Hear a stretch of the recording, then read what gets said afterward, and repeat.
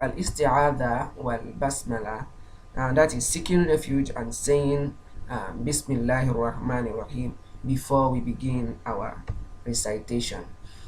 The meaning of al-isti'adha is actually asking for refuge or protection. Um, and in this instance, we're talking about Al-Quran. It means we are asking for refuge or protection against ash-shaytan, and the way we say it is a'udhu billahi minash shaytanir rajim. Whenever we want to begin our recitation, we are encouraged to say our isti'adha. It is actually not compulsory, although some scholars,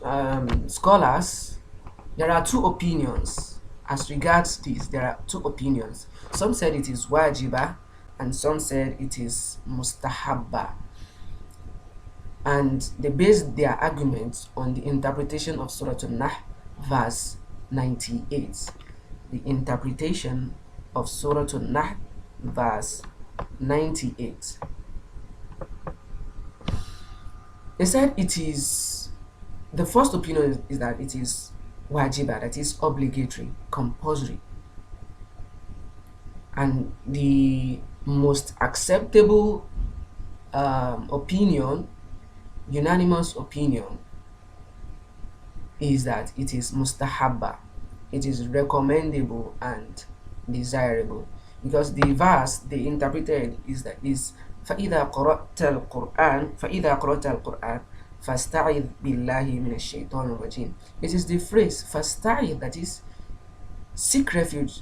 It is an instruction from Allah subhanahu wa ta'ala saying, whenever you want to recite Al-Quran, فَاسْتَعِذْ, make sure you seek refuge from Allah. You seek refuge from Allah. So it is the word fastaiv, seek refuge, that scholars interpreted differently, and the most acceptable opinion is that it is mustahabba and not wajiba.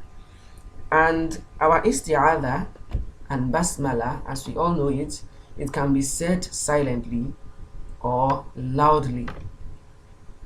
It can be said silently or loudly.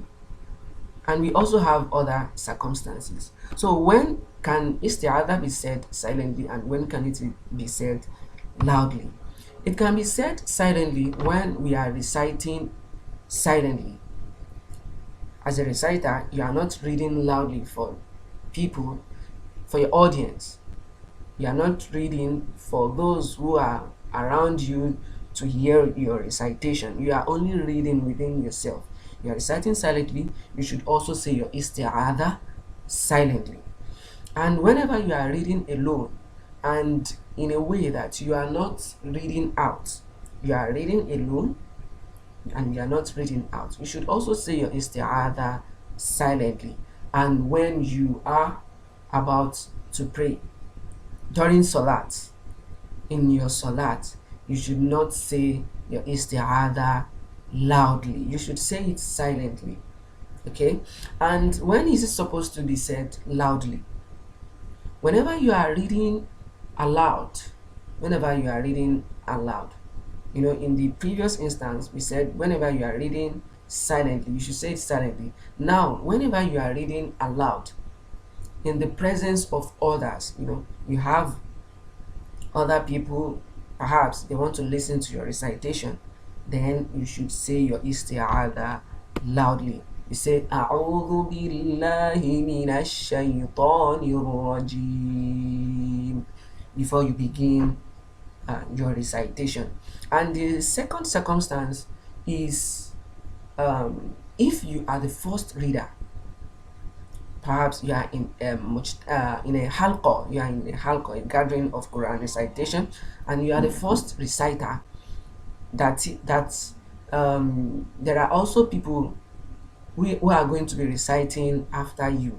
Then you, being the first reciter, you should say your isti'adha loudly, and others can say theirs silently. Your own isti'adha is sufficient and covers other people.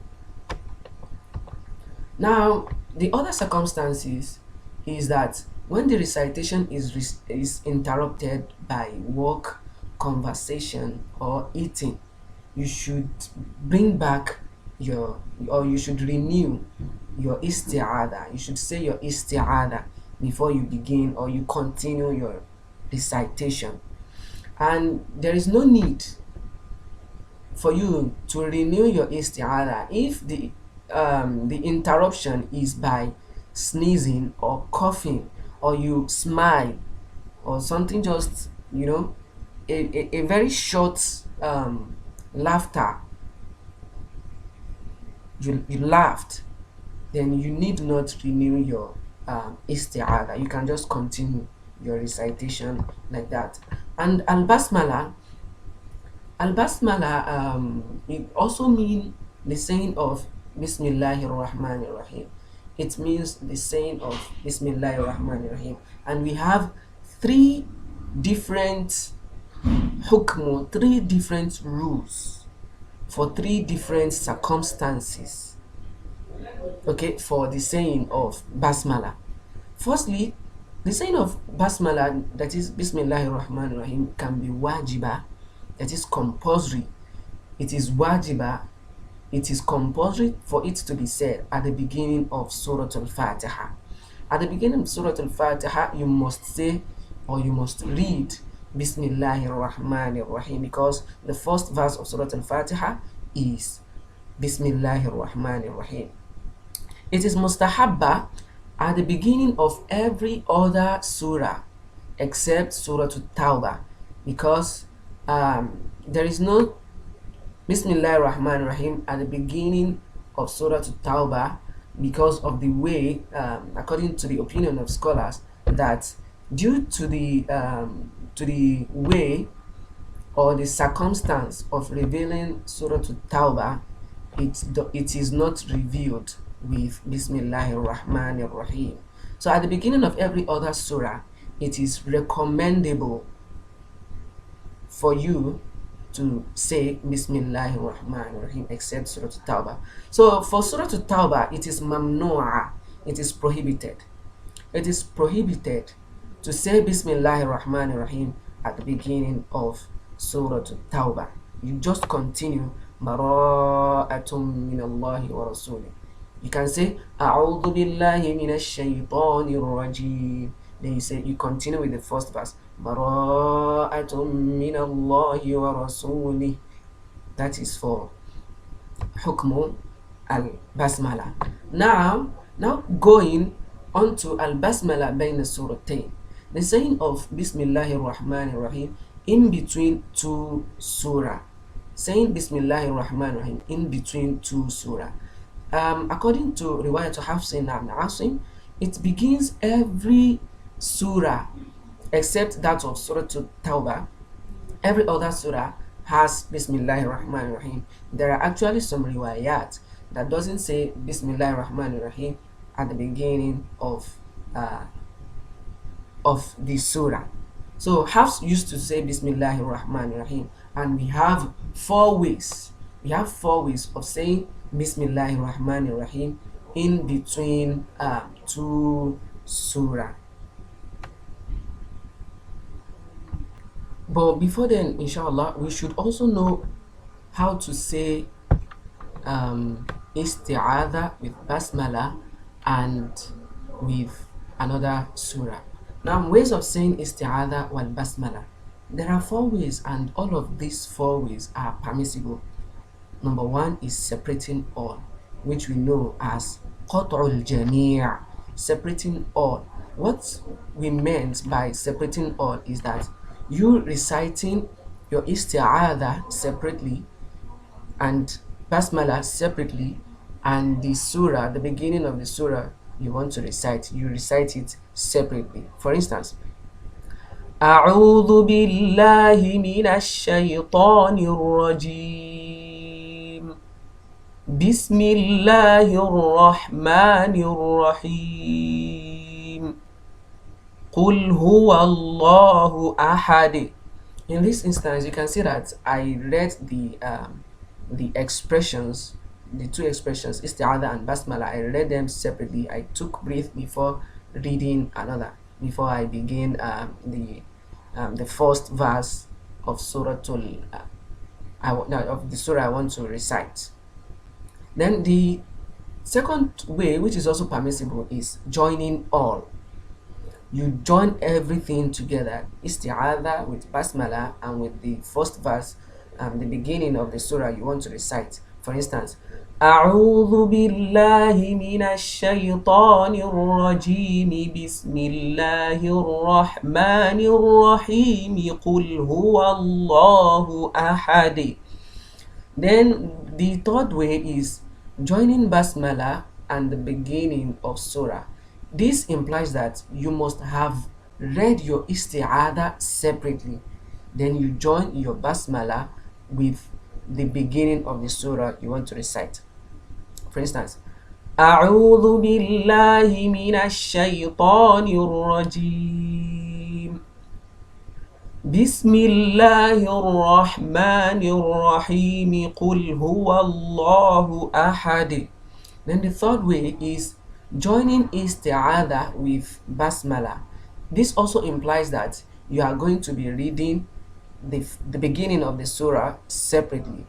For instance, أعوذ بالله من الشيطان الرجيم بسم الله الرحمن الرحيم قل هو الله أحد. So all of these ways are permissible, and whichever way you adopt, then you are good to go. Now, how to say basmala in between two surah? We are talking of a surah we are concluding, that is the last verse of the surah you are about to finish.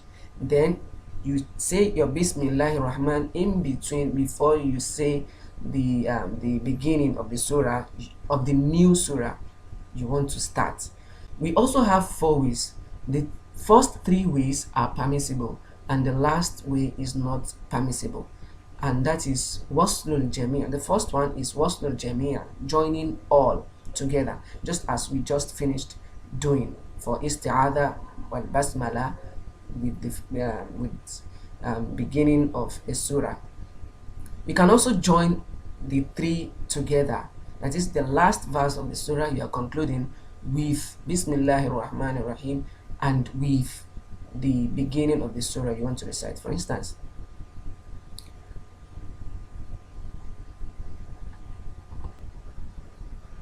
ولم يكن له كفوا أحد بسم الله الرحمن الرحيم قل أعوذ برب الفلق. So I have joined the three together. That is waslul jami', permissible. Then qat'ul jami', separating or cutting the three to get from one another. This is also common. This is most common. You are going to be reading the last verse of Surah Al-Ikhlas separately and the Bismillah separately, and then the beginning of Surah Al-Falaq separately. The third one is Waslul Basmala bi awwal surah. This also implies that you are going to be joining Basmala with the beginning of the surah you want to recite. It implies you must have read the last verse of the surah you are concluding. You read it separately, then you are not joining Bismillah ar-Rahman ar-Rahim with the new surah. For instance, وَلَمْ يَكُنْ لَهُ كُفُوًا أَحَدٌ بسم الله الرحمن الرحيم قل أعوذ برب الفلق. That is Waslul Basmala bi awwal surah. And the last one, which is not permissible, is joining the last verse with Basmala. Then you are now going to be reading the first verse separately. So this is not permissible because scholars said it is going to be creating a kind of imagination to the listeners, that as if the last verse is Bismillah ar-Rahman ar-Rahim and the last verse is not Bismillah ar-Rahman ar-Rahim. The last verse is in this instance is walam yakun lahu kufuwan ahad. So I'm going to be demonstrating it. However, it is not permissible. ولم يكن له كفوا أحد. بسم الله الرحمن الرحيم. قل أعوذ برب الفلق. So it is not permissible. Then the maratibu at-tilawa, the levels of recitation, we have according we have categorized everything here. So we have three levels. And that is at-tahqiq and at-tartil. What we are talking about, what we mean by maratibu at-tilawa is the speed